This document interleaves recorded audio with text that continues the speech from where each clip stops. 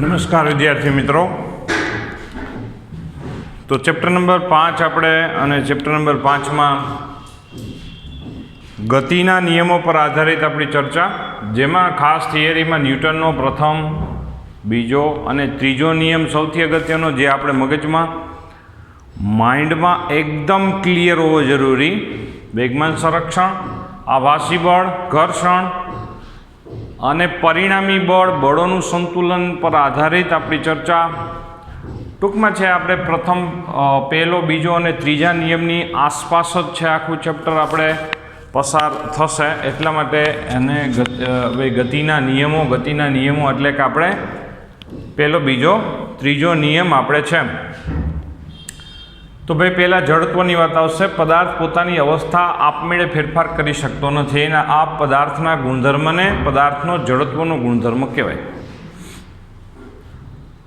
હવે જો પહેલી વાત છે કે બળથી પ્રસ્તાવના ચાલુ થાય છે આપણા લીથામાં, અને તેમાં બળ આપણે છે સંપર્ક બળ અને ક્ષેત્ર બળ એમ બે પ્રકારના છે। સંપર્ક બળ એટલે કે આપણે આમ અડકાડીને બળ જે લગાડીએ તે આપણા માટે સંપર્ક બળના લિસ્ટમાં આવશે, અને ક્ષેત્ર બળ એટલે કે જેમાં અડકાવ વગર જ બળ લાગે, જેમ કે ગુરુત્વાકર્ષણ બળ છે, વિદ્યુત બળ છે, ચુંબકીય બળ છે, આ સંપર્ક વગર જ બળ લાગી જાય છે, એટલે એને આપણે છે સંપર્ક બળ નહીં, પણ એને આપણે ક્ષેત્ર બળના લિસ્ટમાં આપણે રાખીએ છીએ, બરાબર। તો હવે બળ વિશે ચર્ચા કરવી હોય તો પહેલાં બળની ઓળખાણ આવશે। જો આ જડત્વ પદાર્થ પોતાની અવસ્થા આપમેળે ફેરફાર કરી શકતો નથી, આમ જુઓ તો આ સામાન્ય વિધાન છે। કોઈ માણસને તમે છે ડેમોન્સ્ટ્રેશન પૂરતું કહો, માની લ્યો કે આમ પદાર્થ પડ્યો હોય કોઈ નિર્જીવ વસ્તુ, બરાબર, તો આપણે એને એમ કહીએ ને કે આ આપમેળે પોતાની અવસ્થામાં બે વાત આવશે, સ્થિર અથવા તો ગતિમાન। એની જે અવસ્થા હોય એ આપમેળે ફેરફાર ન કરી શકે, તો આપણા ઉપર માણસો હાંસી ઉડાવશે, એના જેવી વાત છે। એનું કારણ એ છે કે ભાઈ કોઈ એક ડેમોન્સ્ટ્રેશન પૂરતું કોઈકને કહેજો જ ખરા કે ભાઈ માની લો કે તમારા ઘરે એક સોફો છે, તો મહેમાન આવ્યા હોય અને તમે એ મહેમાનને તમે એમ કહો કે આ સોફો છે ને એ પોતાની અવસ્થા આપમેળે ફેરફાર ન કરી શકે, તમારી સામે એ વ્યક્તિ બધા ટગર છે નજર સામે જોશે, જાણીતા મહેમાન હોય તો એમ કહેશે કે ભાઈ આ છોકરા તને શું થઈ રહ્યું છે, બરાબર। કહેવાનો મારો હેતુ એ છે કે એકદમ સામાન્ય વસ્તુ છે, હર કોઈ માણસ રિયલાઇઝ કરી શકે એવી વસ્તુ છે કે પદાર્થ પોતાની અવસ્થા આપમેળે ફેરફાર ન કરી શકે, પણ જ્યારે આપણને અત્યારે એમ લાગે છે કે હું આના ઉપર એટલો બધો ભાર શું કામ દઉં છું, આપણે જ્યારે MCQ ગણવા બેસીએ છીએ ત્યારે આ બાબત આપણાથી છે ભૂલાઈ જાય છે અથવા તો નીકળી જાય છે। પદાર્થ પોતાની અવસ્થા આપમેળે ફેરફાર ન કરી શકે, તો એના ઉપર આધારિત કોકને ટ્રાય કરજો, એટલે જડત્વ છે, જડત્વ ઉપર આધારિત આપણો ન્યૂટનનો પ્રથમ નિયમ છે એ બરોબર મગજમાં બેસી જાય, એકદમ ક્લિયર થઈ જશે। કોકને એક વખત ટ્રાય કરીને કહી દેજો કે ભાઈ આ સોફો છે, તો આ સોફો પોતાની અવસ્થા આપમેળે ફેરફાર કરી શકતો નથી। જે રિએક્શન આવશે અને તમને લાઈફ ટાઈમ છે જડત્વ એ મગજમાં બેસી જશે। દળ એ જડત્વનું માપ છે, જેનું દળ વધુ તે પદાર્થનું જડત્વ વધુ, તે પોતાની અવસ્થા જાળવી રાખવાનો વધુ ગુણ ધરાવે। હાથી બેઠો છે, બકરી એક બેઠી છે, હવે પોતાની અવસ્થા આપણે બેયને ધક્કો મારીએ તો કોની અવસ્થા એમને એમ જળવાઈ રહેશે, તો આપને એમ લાગે છે કે મગજમાં એવું વિચાર આવે છે કે હાથીની અવસ્થા જલ્દી બદલી ન શકે, બકરીને તો પૂંછડી પકડીને આમ ઢસડો તો ત્યાં આવી જાય। દળ ઓછું છે એટલે જેનું દળ વધુ તેનું જડત્વ વધુ, જડત્વ વધુ એટલે કે તે પોતાની અવસ્થા જાળવી રાખવાનો વધુ ગુણધર્મ ધરાવે છે। દળ એ જડત્વનું માપ છે, દળ વધુ તો જડત્વ પણ વધુ। ન્યૂટનનો પ્રથમ નિયમ જોવો, ન્યૂટનનો પ્રથમ નિયમમાં જુઓ, જે હકીકતમાં જડત્વનો નિયમ પર આધારિત જ છે। ચોખ્ખું બાહ્ય બળ એટલે કે ચોખ્ખું એટલે પરિણામી બાહ્ય બળ જો શૂન્ય હોય, એટલે પદાર્થ ઉપર કોઈ પરિણામી બાહ્ય બળ ન લાગે, ત્યાં સુધી શું થાય? બે વાત આપણે વિચાર કરી શકાય. જો પદાર્થ સ્થિર હોય તો સ્થિરનો પદાર્થ સ્થિરનો સ્થિર જ રહેશે, અને ગતિમાન પદાર્થ અચળ વેગથી પોતાની ગતિ જાળવી રાખશે. સ્થિર પદાર્થ સ્થિરનો સ્થિર રહેશે અને ગતિમાન પદાર્થ પોતાની ગતિ અચળ વેગથી જાળવી રાખે છે. તો ન્યૂટનનો પ્રથમ નિયમ શું કહે છે? કે જ્યાં સુધી કોઈ ચોખ્ખું બાહ્ય બળ ન લાગે, એટલે કે પરિણામી બળ શૂન્ય હોય, ત્યાં સુધી સ્થિર પદાર્થ સ્થિરનો સ્થિર રહેશે અને ગતિમાન પદાર્થ પોતાની ગતિ અચળ વેગથી જાળવી રાખે છે. તો આ ન્યૂટનનો પ્રથમ નિયમ થઈ ગયો. જોવો જોઈએ બરાબર, મગજમાં છે ક્લિયર કરવા જેવી વસ્તુ. જ્યાં સુધી કોઈ ચોખ્ખું બાહ્ય બળ ન લાગે, એટલે આપણે છે હવે ઊંધેથી આ ન્યૂટનનો પ્રથમ નિયમ યાદ રાખવાની કોશિશ કરશું. ઊંધેથી એટલે માની લો કોઈ સ્થિરનો સ્થિર પદાર્થ સ્થિર, કારણ કે એમસીક્યુમાં ઊંધું શબ્દ કામ આવે હંમેશા, કે ભાઈ માની લો કે કોઈ પદાર્થ સ્થિરનો સ્થિર રહેતો હોય તો આપણે છે તરત જ વિચાર કરશું કે ભાઈ એ પદાર્થ ઉપર લાગતું પરિણામી બળ શૂન્ય છે. હવેથી રોજે રોજ આપણે જે નિયમ રાખવાનો જ છે કે કોઈ સ્થિર પદાર્થ દેખાય એટલે તરત જ વિચાર કરવાનો કે આ પદાર્થ ઉપર લાગતું પરિણામી બળ શૂન્ય થાય છે.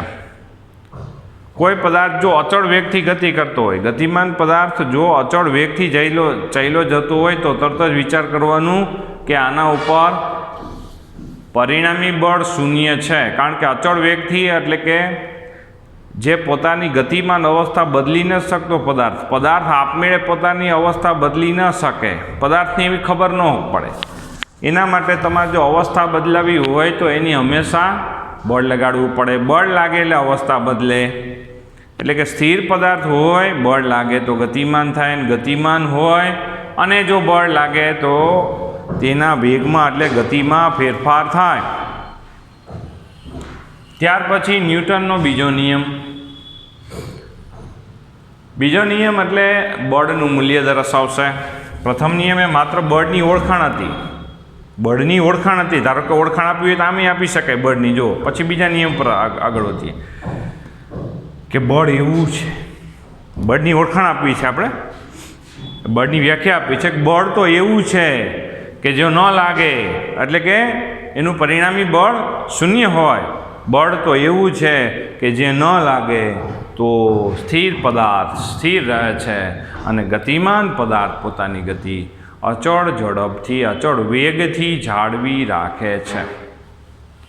બળ તો એવું છે, બળ તો એવું છે કે જ્યાં સુધી પદાર્થ ઉપર લાગે નહીં ત્યાં સુધી પદાર્થ, બળ તો એવું છે કે જ્યાં સુધી એ પદાર્થ ઉપર લાગે નહીં ત્યાં સુધી શું થશે? સ્થિર પદાર્થ સ્થિર રહેશે અને ગતિમાન પદાર્થ પોતાની ગતિ અચળ વેગથી જાળવી રાખે છે. બળ તો એવું છે. આમ બળની વ્યાખ્યા રજૂઆત થાય છે, બળની ઓળખાણ રજૂઆત થાય છે. બીજો નિયમ એ બળનું મૂલ્ય આપવા માટે છે કે વેગમાનના બળ લાગુ પાડો એટલે પદાર્થના હંમેશા અવસ્થા બદલે. અવસ્થા બદલે એટલે કે સ્થિર હોય ગતિમાન થાય એટલે વેગમાં ફેરફાર થાય, ગતિમાન હોય તો તેના વેગમાં ફેરફાર થાય, તો એનો મતલબ કે વેગમાનમાં ફેરફાર થાય. કહેવાનો મારો હેતુ એ છે કે જ્યારે બળ લાગે એટલે પદાર્થના વેગમાનમાં ફેરફાર થાય, તો પદાર્થના વેગમાનના ફેરફારનો સમય દર એ પદાર્થ પર લાગુ પડતા બળ જેટલો અને બળની દિશામાં હોય છે, જેને ન્યૂટનનો બીજો નિયમ કહેવામાં આવે છે. પદાર્થના વેગમાનના ફેરફારનો સમય દર એ પદાર્થ પર લાગતા બળ જેટલો અને બળની દિશામાં હોય છે, જેને ન્યૂટનનો બીજો નિયમ કહેવામાં આવે છે. બળનો આઘાત બળ અને એ માટે લાગતા સમયના ગુણાકારને બળનો આઘાત કહેવામાં આવશે. બળ અને તે માટે લાગતા સમયના ગુણાકારને બળનો આઘાત કહેવામાં આવશે અથવા તો વેગમાનનો ફેરફાર કહેવામાં આવશે. બળનો આઘાત એટલે એમ જો બરાબર મગજમાં વિચાર કરો, બળ ગુણ્યા સમય અથવા તો વેગમાનનો ફેરફાર. ત્રીજો નિયમ તમને ખ્યાલ છે, આઘાત અને પ્રત્યાઘાત સમાન મૂલ્યના અને પરસ્પર વિરુદ્ધ દિશામાં હોય. દરેક ક્રિયાબળને હંમેશા વિરુદ્ધ દિશામાં પ્રતિક્રિયા બળ લાગુ પડે છે. આપણે ધારો કે છે દિવાલ પર માથું આપણું ભટકાડીએ તો માથું દિવાલ ઉપર જે બળ લગાડે એ ક્રિયાબળ, દિવાલ આપણા ઉપર જે બળ લગાડે એ પ્રતિક્રિયા બળ. આમ આઘાત અને પ્રત્યાઘાત એ બંને અલગ અલગ પદાર્થ પર લાગતા બળો છે, ખાસ યાદ રાખવાનું. આઘાતી બળ અને પ્રત્યાઘાતી બળ એટલે કે ક્રિયાબળ અને પ્રતિક્રિયા બળ એ બંને અલગ અલગ પદાર્થ પર લાગતા બળ છે. આઘાતી બળ એટલે કે આપણે દિવાલ પર લાગતું બળ છે. પ્રત્યાઘાતી બળ એટલે કે દિવાલ વડે આપણા ઉપર લાગતું બળ છે. માની લ્યો કે એ પદાર્થ છે બી પદાર્થ ઉપર, આ બે માની લ્યો કે બે પદાર્થ ભટકાય છે એ અને બી પદાર્થ, તો આ એ પદાર્થ બી પદાર્થ ઉપર જેટલું બળ લગાડે બી એ પર એના ઉપર એટલું જ બળ લાગુ પાડે છે. એ બી ઉપર જેટલું બળ લગાડે બી એના ઉપર એટલું જ બળ લાગુ પાડે.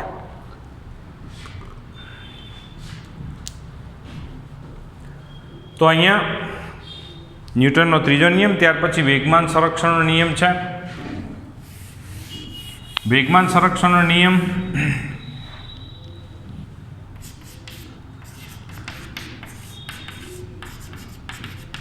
કે અલગ કરેલા તંત્રમાં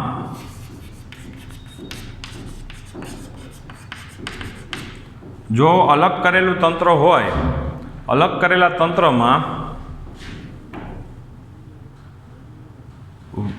તંત્રનું કુલ વેગમાન અચળ રહે છે. અલગ કરેલ તંત્રમાં તંત્રનું કુલ વેગમાન અચળ રહે છે. એટલે અલગ કરેલ તંત્રમાં ઘટના પહેલા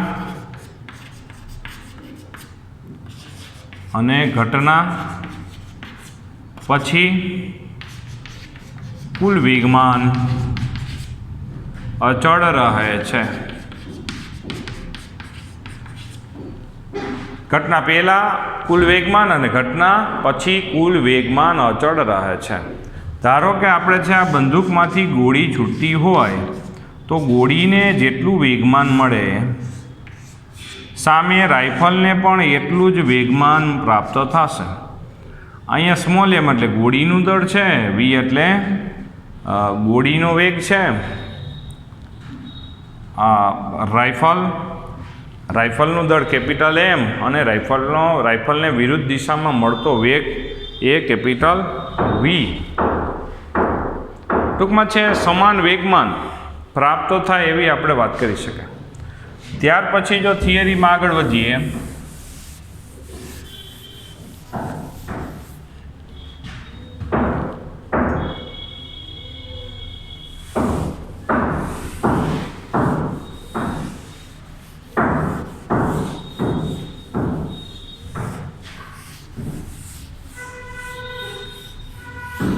બળોના સંતુલન ઉપર આધારિત થિયરી છે. બળોના સંતુલન વેગમાન સંરક્ષણ પછી આપણે છે એક બિંદુગામી બળો, જે બળોના સંતુલન પર આધારિત આપણી થિયરી થાય છે.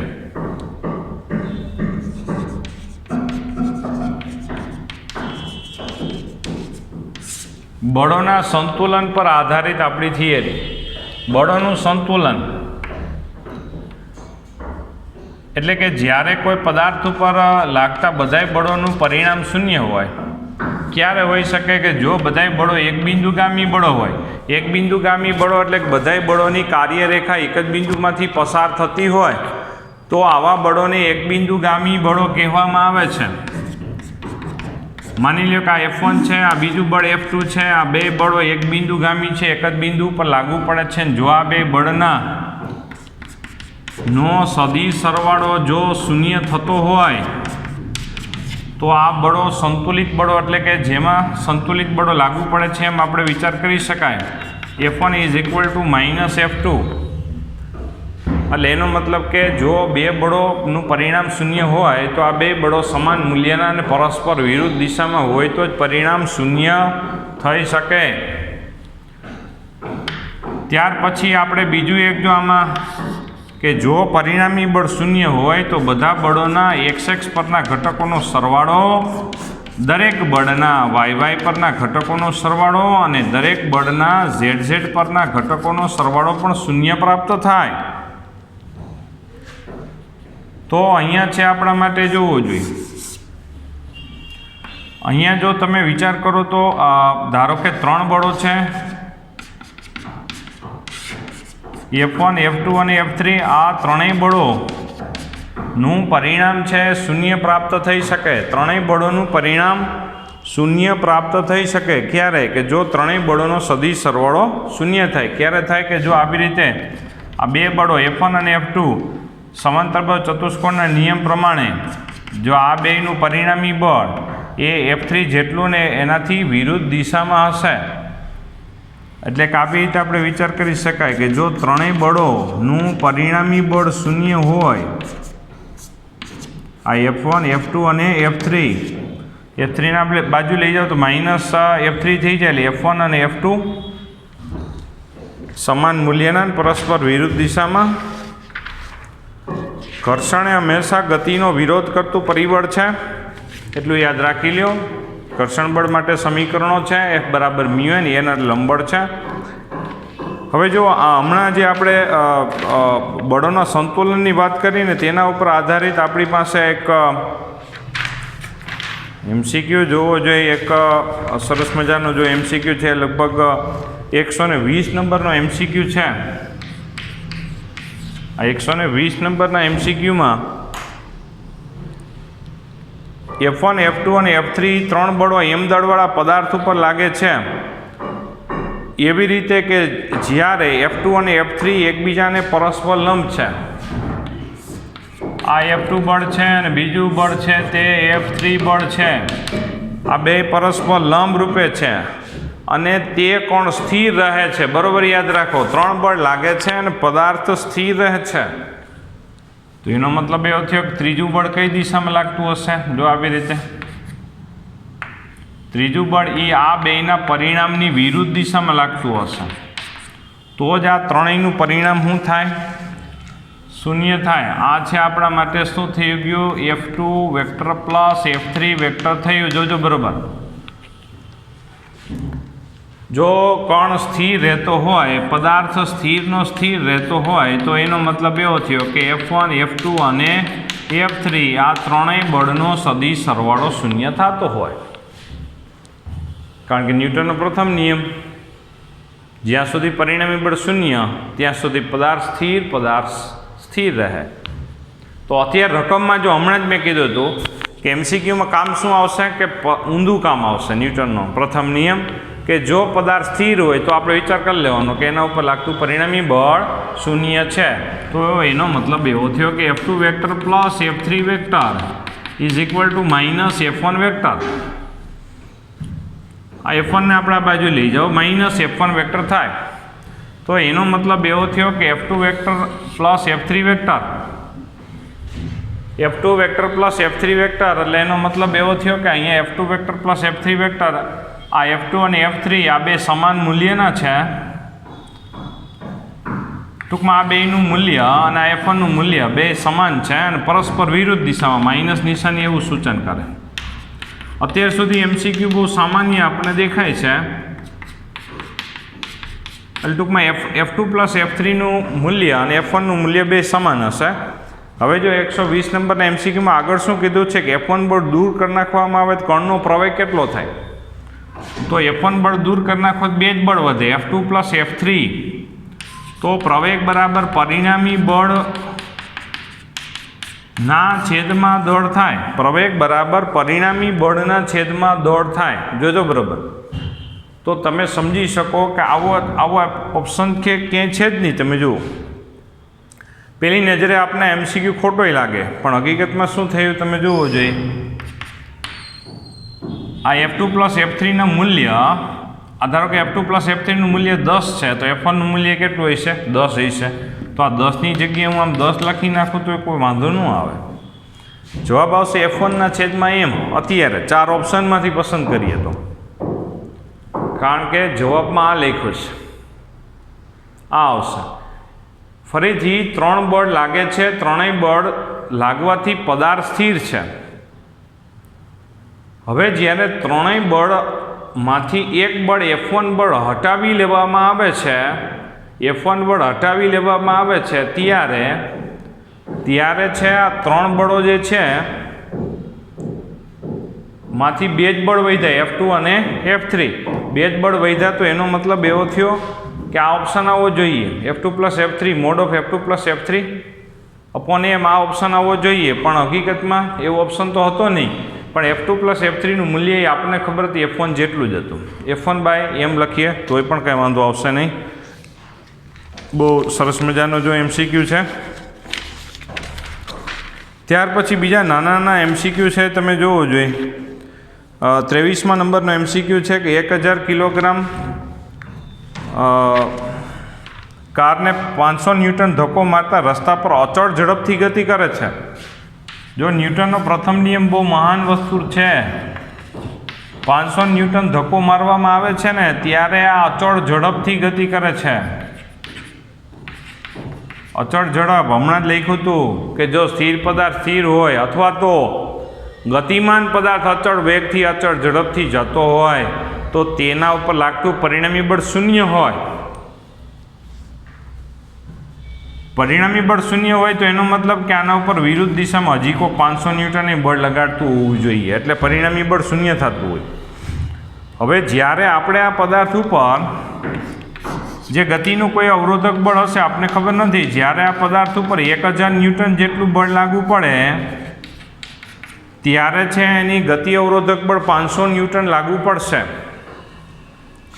500 ન્યૂટન ગતિ અવરોધક બળ લાગશે તો પરિણામી બળ કેટલું લાગશે? જો 1000 - 500 એટલે 500 લાગશે અને પ્રવેગ શોધવાનો છે તો અહીંયા આવશે દળ ગુણ્યા પ્રવેગ. આ પરિણામી બળ બરાબર દળ ગુણ્યા પ્રવેગ થાય ને દળ બરાબર કારનું દળ છે 1000, પ્રવેગ શોધવાનો છે તો એ બરાબર આપણે 0.5 અથવા તો 1/2 મીટર પર સેકન્ડ સ્ક્વેર આવી રીતે આપણે વિચાર કરી શકાય. જોવો જોઈએ તો આમ જુઓ તો આ બંને MCQ ન્યૂટનના પ્રથમ નિયમ પર આધારિત MCQ છે. ન્યૂટનના પ્રથમ નિયમ પર આધારિત MCQ છે. ત્યાર પછી જોવો જોઈએ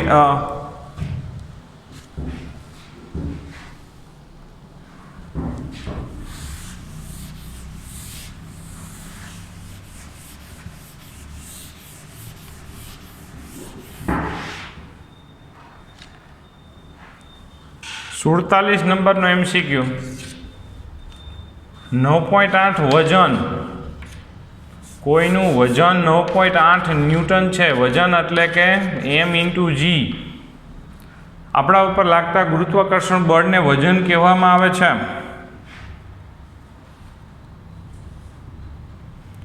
તો હવે આના ઉપરથી દળ મળી જાય. g બરાબર 9.8 હોય તો દળ એનું 1 કિલોગ્રામ હોય. હવે આ પદાર્થ ઉપર કોઈક બળ લગાડે 5 ન્યૂટન, એ બરાબર ma, ન્યૂટનનો બીજા નિયમ. તો આના ઉપર ધારો કે હવે કોઈક છે ભાઈ 5 ન્યૂટન બળ લાગે તો એમાં આ દળ છે 1 કિલોગ્રામ. તો હવે પ્રવેગ કેટલો ઉદ્ભવે? 5 મીટર પર સેકન્ડ સ્ક્વેર જેટલો પ્રવેગ ઉદ્ભવે. સમજવાની વાત એ હતી કે આપણી છે લોકાલિટીના આવા નાના નાના MCQ આપણે હેરાન કરી નાખે. વજન એટલે આપણે શું સમજી લઈએ? સીધું દળ જ. આ દળ આપ્યું, બળ આપ્યું તો સીધો પ્રવેગ શોધવા માંડીએ તો હેરાન થઈ જાય. વજન એટલે m×g છે, ખાસ યાદ રાખવાનું. પછી 41મા નંબરનો MCQ જોવો જોઈએ. બળ વિરુદ્ધ F વિરુદ્ધ Tનો એક આલેખ છે. એક ચક્ર પૂર્ણ થાય તે દરમિયાન સરેરાશ બળ. સરેરાશ બળ એટલે બધાય બળનો આપણે સરવાળો કરવાનો હોય. એક સાયકલ પૂરી થાય એમાં અડધા બળ પ્લસ આવે, અડધા માઇનસ આવે, તો તેનું પરિણામ એટલે કે એનો સરવાળો જ આપણે શૂન્ય પ્રાપ્ત થાય.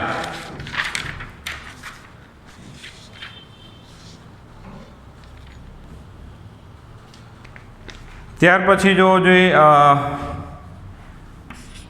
61 નંબરનો MCQ છે. 1.5 કિલોગ્રામ દળના સ્થિર પદાર્થ પર 0.5 સેકન્ડ સુધી બળ લાગે છે. આ એક પદાર્થ છે ને, પદાર્થ ઉપર છે 0.5 સેકન્ડ સુધી બળ લાગે છે. આ 0.5 સેકન્ડ સુધી બળ લાગ્યું સ્થિર પદાર્થ ઉપર. પહેલાં વેગ એનો 0 હતો, પછી કંઈક વેગ થઈ ગયો હશે, આપણને ખબર નથી. અને 0.5 સેકન્ડ સુધી જ બળ લાગે છે અને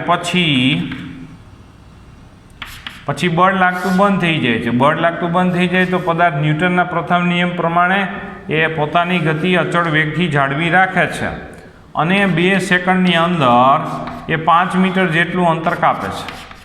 આપણે શોધવાનું છે કે આ પદાર્થ ઉપર જે 0.5 સેકન્ડ દરમિયાન બળ લાગ્યું હશે એ બળ કેટલું લાગ્યું હશે. એનું દળ 1.5 આપને આપેલું જ છે. પ્રવેગ મળી જાય કામ થઈ જાય. પ્રવેગ એટલે કે વેગમાં થતો ફેરફાર ને એ માટે લાગતો સમય. અંતિમ વેગ મળી જાય. પ્રારંભિક વેગ તો 0 જ છે.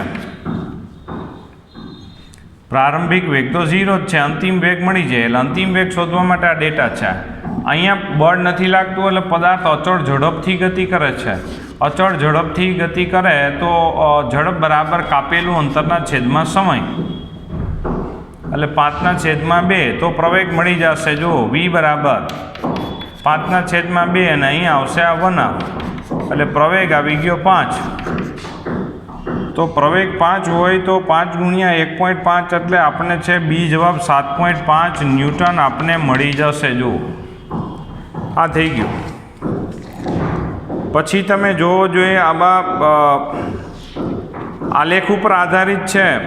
71, 73, 79 છે, પછી 84 છે. તમે જોવો જોઈએ બધા આલેખમાં જો ઢાળ શોધો એટલે હંમેશા વાય અને એક્સ અક્ષ પર લીધેલ રાશિનો ગુણોત્તર, ફેરફારનો ગુણોત્તર મળશે, યાદ રાખજો.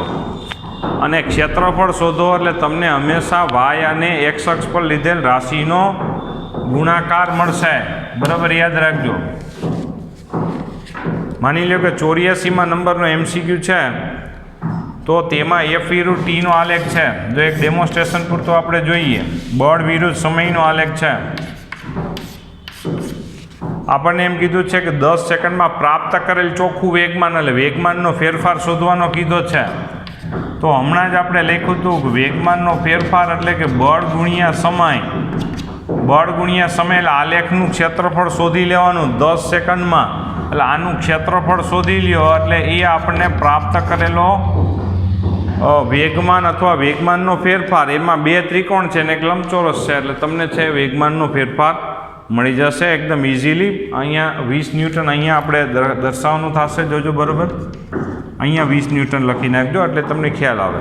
થોડુંક છાપવામાં 20 ન્યૂટન આમ નીચે છપાઈ ગયું છે એટલે 20 અહીંયા.